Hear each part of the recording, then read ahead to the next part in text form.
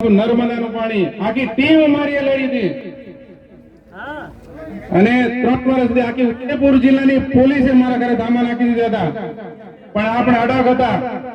મારે રૂપિયા નથી જોઈતા, મારે સમાજ માટે, મારે કવાંટ તાલુકા માટે પાણી આપી દો. અત્યારે કવાંટ તાલુકાની રૂમડિયાનું ગામ છે કે ફક્ત રૂમડિયામાં જ પાણી પડે છે. નદીમાં અમે સિંચાઈ કરીએ છીએ, ખુલ્લેથી ગઈએ છીએ પાજોપાડને. એવું પણ કહેવાય કે તમે જે નાખી દે પણ હમણાં કીધું છે 3 દિવસ પહેલા. મેં કહ્યું તમારામાં તાકાત હોય તો તમે નાખીને બતાવો એકવાર, આપણે કોઈથી ડાળવાના નથી.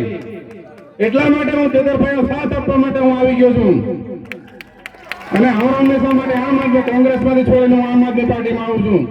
કોંગ્રેસ વાળાએ મને ઓફર કરી કે તમને તાલુકા પંચાયતના પ્રમુખ બનાવીએ, જિલ્લાનો પણ બનાવી દઈએ, પણ મારે કીધું મારે ભ્રષ્ટ પાર્ટી જોડે રહેવું નથી. જે સચ્ચાઈ માટે લડે છે, હું વિચારધારા જોડાયો છું આમ આદમીની વિચારધારા સાથે. મારે પાર્ટી જોડે કોઈ નહીં, પણ વિચારધારા કે આપણા સમાજને કામ લાગે એના માટે હું સહયોગ કરું છું. મારી વાણીને કેમ કે ઘણા વક્તાઓ છે, ઘણું બધું કહેવાનું છે, પણ આપણે સાંભળતા રહીશું. એટલે મારી વાણી હું વિરામ કરું છું. જય હિન્દ, જય ભારત, જય આદિવાસી.